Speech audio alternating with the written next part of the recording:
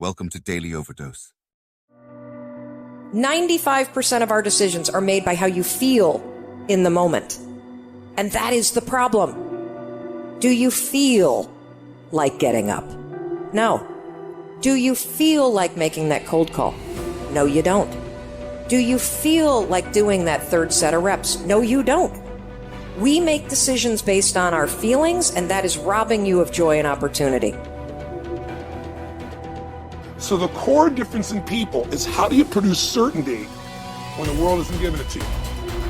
You go out and you try, in your case, you're 100,000 in debt and nothing's working.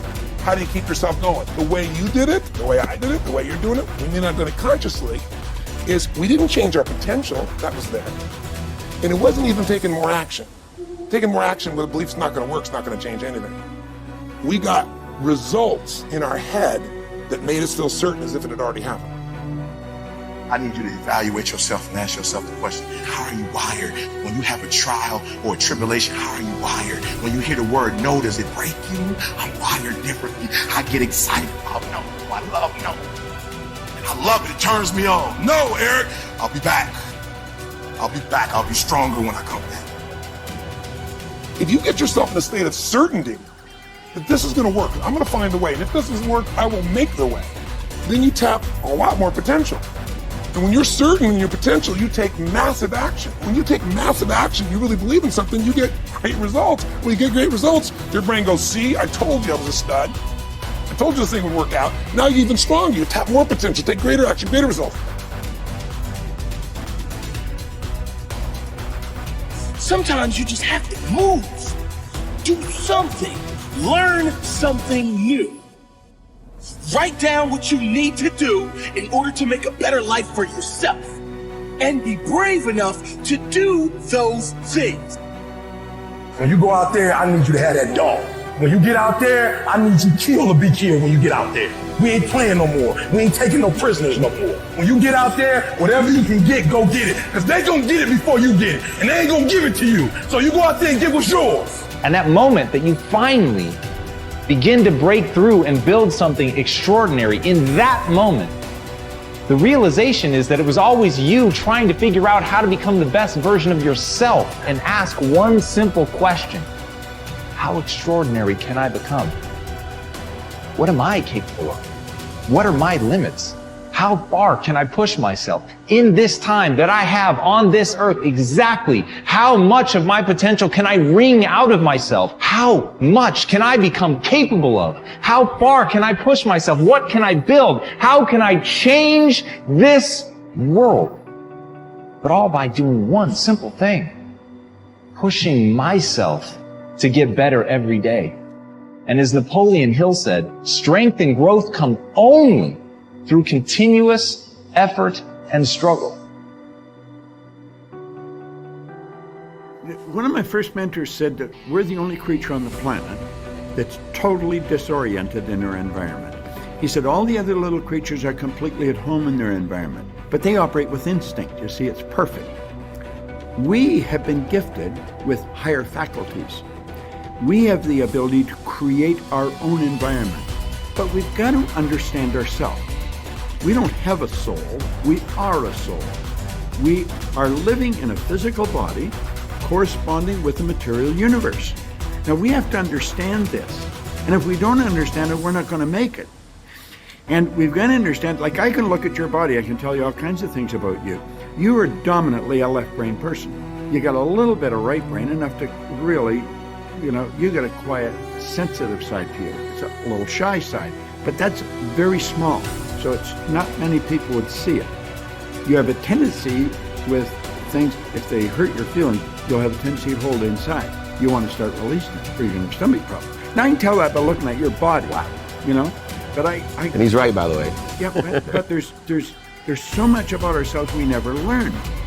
The part of our mind that controls us is our intellect, or our subconscious, where the paradigm is, but we're trained to live through our senses. We're trained to go by what we see, hear, smell, taste, touch. And we've got to understand that we've got this genius within us, and if we will consciously gain an awareness, an understanding of how to alter the paradigm that's controlling our behavior, when we learn that, we can start to improve life. just like that. And there's no end to what we're capable of doing. We're conditioned genetically. All mom's DNA and all dad's DNA becomes our DNA. There's two particles of energy come together. That's the moment of conception. 280 days later, we make our debut on the planet. Then we're programmed by our environment, because our subconscious mind, which is totally deductive, it has no ability to reject. The subconscious mind is immoral. It's like the earth. It doesn't care what you plant, but it'll return what you plant. Earl Nightingale used a beautiful example in The Strangest Secret. He said, you can plant nightshade, a deadly poison, not a 16th of an inch away. You can plant corn, a sweet food. One will grow with just as great an abundance as the other. And that's the way your subjective mind works. You put the wrong idea in, it will grow. Put the right idea in, it will grow. We have the ability to change what's in there. We did not program it. It was programmed through genetic history. We're the confluence of a genetic pool that goes back for generations. That's at birth, and then environmentally. And we have the ability to alter all that. Up until around 4 or 5, we're being programmed by our environment. Prior to that, it's genetic. The programming is dictating our results. When we change the results, we've got to gain an understanding that we've altered our own consciousness. But if we don't understand all of that, we will point it down to it's him, it's her, it's it, it's this, it's that. We point to something outside as the cause of what's going on inside. That's never what it is. It might have been someone that helped us shift this consciousness, but we've moved it. And if we want success, we've got to change what's inside. Right. It's essential, and it doesn't change until we do that. Live each day with integrity. Don't try and get over in life. Don't try and cheat. See, a lot of people like to try and cheat. I was with a friend of mine, and we went into a service station to get some gas. They gave me back too much change. I discovered it down the road, and I was turning around going back. Guy said, "You're a fool. Hey, man, what when they don't give people enough change? You think they flag the people down?" I said, "I'm not responsible for them. I'm responsible for me." I went back and I told the guy, "Excuse me, sir, you gave me a $20 bill too much." I gave it to the guy just took it and walked away, didn't say thank you. The guy in the car laughed, said, "I told you, you fool." I'd have kept that. I said, I'm not responsible for his attitude. I don't care, knowing that he would not say thank you, I would still give it back to him. Because my image of myself says, hey, you don't take something that doesn't belong to you. That's the way my mother raised me. Don't try and cheat. Say, well, you know, this little bit won't count. Everything counts. A friend of mine was on welfare after going through a bad experience.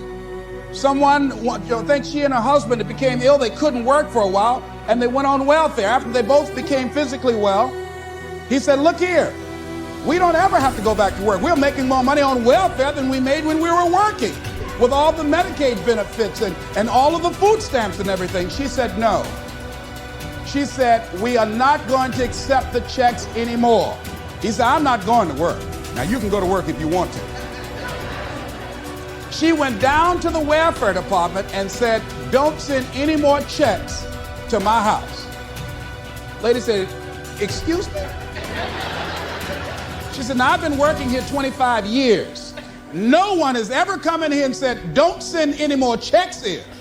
Are you sure you're all right? Yes, I am. And she went home and told her husband, don't look for any more checks because I told them to cut the check off. Now we've got to find something to do. And they started a paper route and got over 1,500 customers and were making money hand over fist in a spirit of dignity and achievement, not ripping anybody off. That was a critical choice. She could have very easily said, well, everybody else is doing it, why don't I do it? But she decided not to follow the crowd.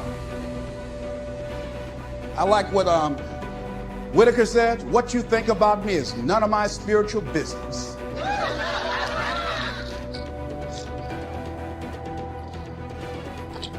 So when you're keeping integrity with yourself, you know that's going to bring you under a lot of pressure.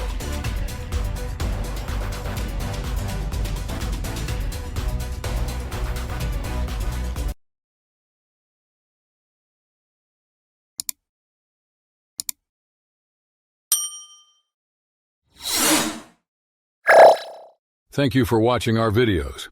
Please like and subscribe to our channel so you won't miss another video.